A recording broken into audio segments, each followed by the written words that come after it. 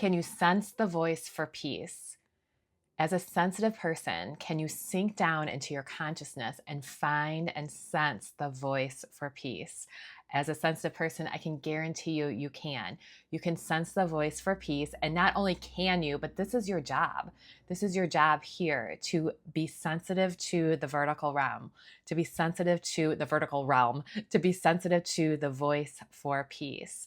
We are here to sense God. Remember, we will not let the voices of this world tell us that what God would have us do is impossible, and God would have us sensing the voice for peace. We can call it the voice for God, the voice for peace. This is all aligned with like cognitive behavioral therapy. In therapy, they might call this the more helpful voice. Right? In therapy, we become the gentle observer of the other voice. These are just different ways of saying the exact same thing. In nervous system talk, we could talk about activating the parasympathetic nervous system. This is where we can access the voice for God. So you can put spiritual language to it, or you can put like therapy language to it. You can put nervous system language to it. It's all the same thing. A Course in Miracles, of course, uses spiritual language, which I love the spiritual language. I mean, A Course in Miracles, literally what it does is it helps us live in this world with inner peace as our guidance system. It teaches us to listen for the voice for peace and use that as a guidance system instead of the ego, which would be the thoughts of the world, like the thoughts of comparison, the thoughts of better than, less than, the thoughts of striving, the thoughts of I'm not enough, right? So the course actually teaches us to find a different guidance system. Find inner peace as our guidance system. So we could call this, like I said, as our nervous system, as our parasympathetic nervous system. We can call this in therapy, they call this like cognitive behavioral therapy. It's finding the more helpful voice, right? So, and we just call it the voice for God. And we call it, like for me, the experience has been lately in my life that it's a deeper feeling, that I go into a deeper place. It doesn't feel like a higher place to me anymore. It feels like a deeper place. And it almost feels like a place of no language. A place of no language. Like I'm almost it's like accessing like an ancient place that has no words. So it is possible to be deeply engaged in this world and still have inner peace as a guidance system. It might confuse people. It might not always look like you're engaged in the world, but you are. And remember, the world isn't bad. The world isn't bad. We just want to change our interpretation of it. We want to find a new voice to interpret the world. Okay, so the world isn't bad. We want to live within the world. A Course in Miracles says this time and time again, like be normal, live within the world. Like I went to the chiropractor this morning. I went to the post office this morning. Do the things that you do within the world, but use inner peace as your guidance system. We're finding a different guidance system. I have a couple of really good examples of this that I've noticed within my own life recently. One is, this just happened to me recently. One is, as a woman in midlife, I see a lot of advertisements for like anti-aging treatments, like wrinkle creams, whatever, all the things that they have now for anti-aging. And I find that there are literally as the Course says, there are two voices you can listen to. There are two ways to approach all of this. And it's something that I've really just observed within myself. So one of the ways to approach all of this anti-aging advertisements and all that anti-aging messaging we get, whether it's like direct messaging or whether it's just subtle messaging that we're getting. So one way to approach this, and it's not even approach, it's this way is more of a pull. I wouldn't say it's like a choice. It's not a choice. Nothing's a choice until you know it's a choice, right? So I would say this is more of like a pull that can happen where you approach it from, I'm saying the word approach again, but you're pulled into this, like, I need to fix myself, like aging. I have failed. I've noticed this like thought of, if I age, I have failed. Like there's a lot of messaging out there that's like that too, right? So if I have aged, it means I have failed. Like I teach spirituality, inner peace, living well in the world. So if I have aged, then I have failed. Even without teaching that, I think that messaging is very clear, and I could also say, if I care about it, I have failed because I try to teach spirituality. So I could go either way with myself there. So, but the other day I found myself from like searching from a place of like, it wasn't that I'm consciously feeling it, but it was just like it's like a core belief that it's coming from. Like, if I age, I have failed. So I need these treatments, I need the money for these treatments. I need these treatments. and I need them now, and I have to fix myself now. And oh my gosh, should I not have done this? Should I do this? What should I do? Okay. And I need it to feel good about myself. I need all of this stuff. I need this special cream. I saw this cream on Instagram or something, like, and you know how they show like the before and after, and it's like, oh my God, I need that cream, because they show like the old looking skin and then the young looking skin. And it's like, oh yes, I need that. So that's a certain, and that comes from, the Course in Miracles would call it the ego, the voice of separation. That comes from, we could call it the sympathetic nervous system. That comes from like an activated nervous system, right? That does not come from a place of peace. Thinking I need it to fix myself is not coming from a place of peace. There's nothing wrong with that, like, but it's not coming from, you're not choosing the voice of peace to guide you there, right? So that is a particular approach. And what I noticed today, which is interesting, that I feel I'm more aligned with the voice of peace. I have my parasympathetic nervous system activated. I feel I did the best Course in Miracles lesson ever this morning, which I'm going to share with you in a second. So from that place, I looked at, I think it wasn't the exact same advertisement, it was a very similar advertisement that I just saw. And it showed like a hand of like an old lady. And then it showed like a young hand. And it showed that this cream made this hand go from looking like this to looking like this. And I was like, so today when I saw that advertisement, I was like, unfollow. I was like, what's wrong with the old hands? What's wrong with the old hand? Like, why is that bad? See how it was different? And it might even, like, I might still like some creams or some anti-aging things or whatever, but it's not coming from, it's like, oh, that might be interesting, like later to look at or something like that, but I don't need it. I don't need to get it before my birthday, before my 49th birthday. It's not that I would never do those things, but it's not coming from a place of I have to. It's coming from a place of, even if I never had any of that, I'm fine. So you can play within the world from that place. Like, you might want to express yourself, or like you can do the things like fashion or whatever, beauty treatments or whatever. You can do those things within the world, but it's not like you need them to feel more complete. You can play with the world. You can kind of be in the world and not of the world, correct?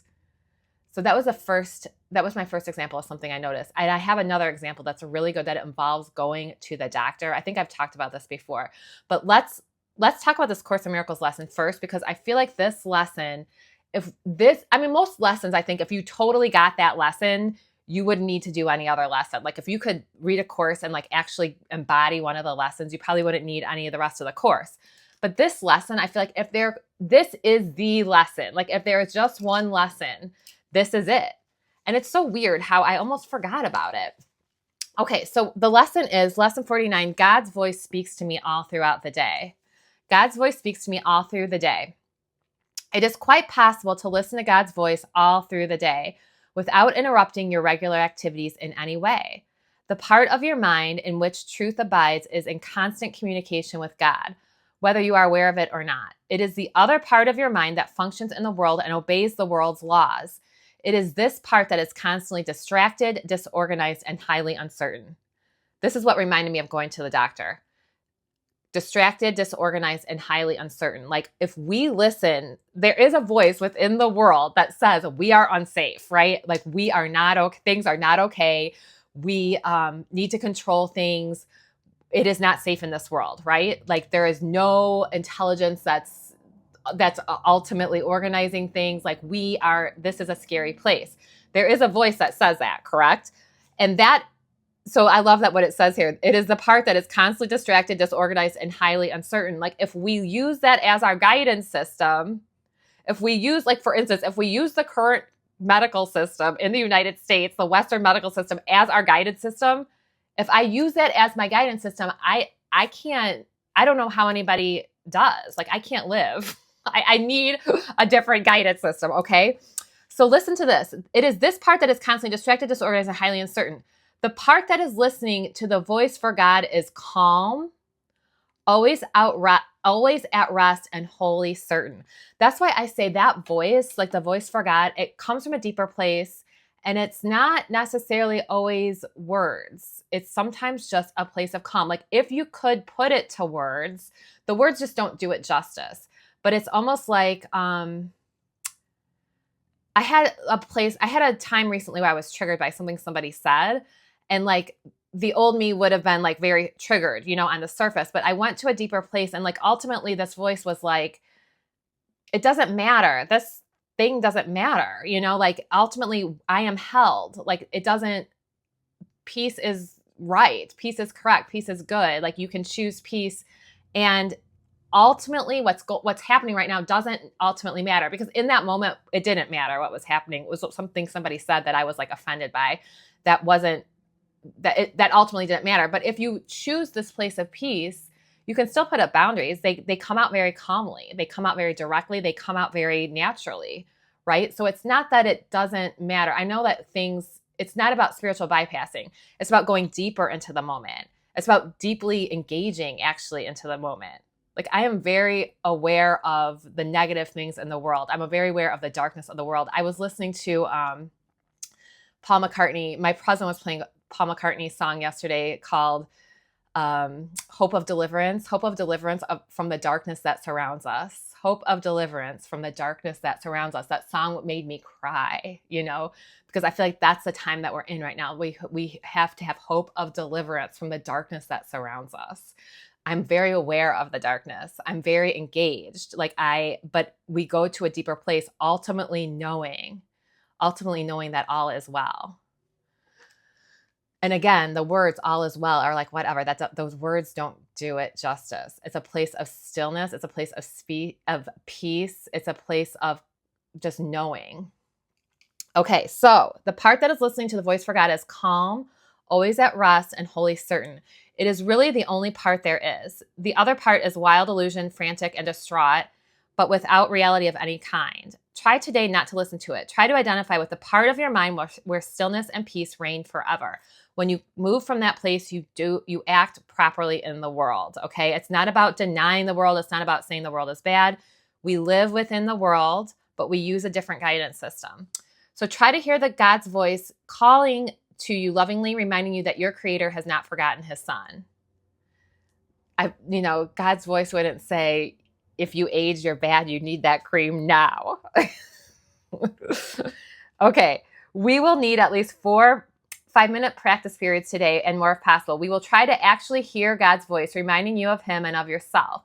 We will approach this happiest and holiest of thoughts with confidence, knowing that in doing so, we are joining our will with the will of God. Just feel that. What does it feel like to join your will with the will of God? Do not let the voice of this world tell you that what God would have you do is impossible. It is possible to find peace within this world, and it is possible to join because God wants you to have peace. So it is possible to join your will with the will of God. Think of it that way, how strong your peace is. Show me the limitless power of my peace. He wants you to hear His voice. He gave it to you to be heard. Listen in deep silence. Be very still and open your mind.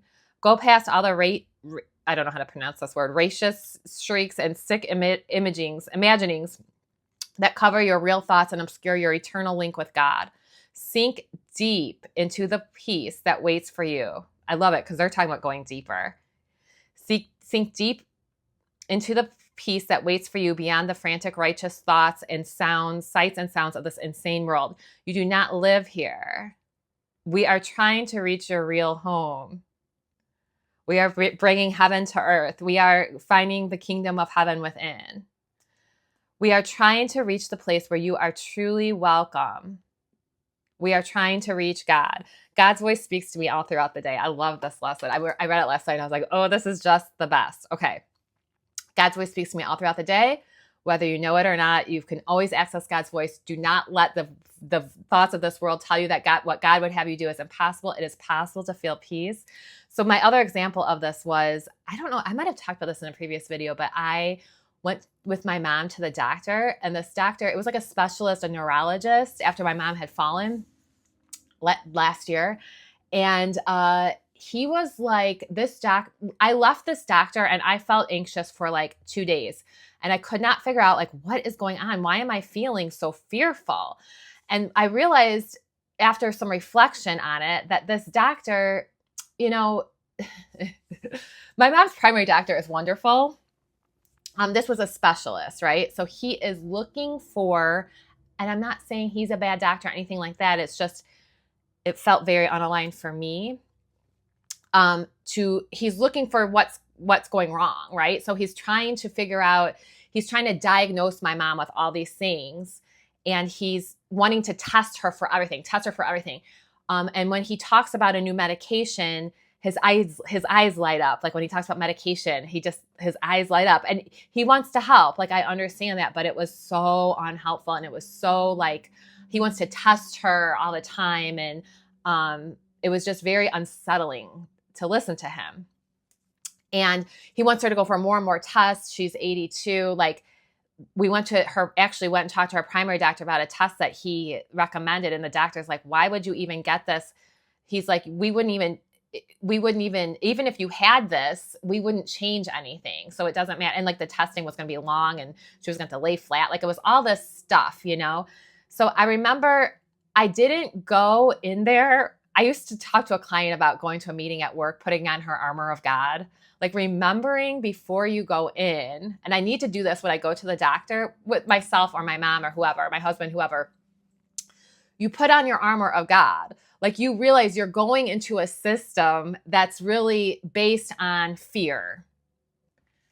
I mean, if you have felt this, you have felt this at the doctor, right? So I forgot to go in and remember like my Course in Miracles lessons, or put on my armor of God, remember that God has the final say. Like, this doctor, it's okay. You know, like, we can go in this, we can take this all a little bit more lightly. We can listen to the doctor. We can still, you know, do the things the doctors say that feel aligned. We can still take the good out of this situation and leave behind the fear, or leave behind the not trusting. You know, there's no talk of God at the doctor, right? There's no talk of like faith. There's no talk of spirituality. Like, I need that. I wish there was a doctor that did that. I had one once, but anyway. So, remembering next time, I can even just picture myself going up in the elevator, like putting on your armor of God. Like, I am well. I am well. The doctor doesn't tell me. Anyway, so that was another thing that just reminded me of that when I read this lesson about it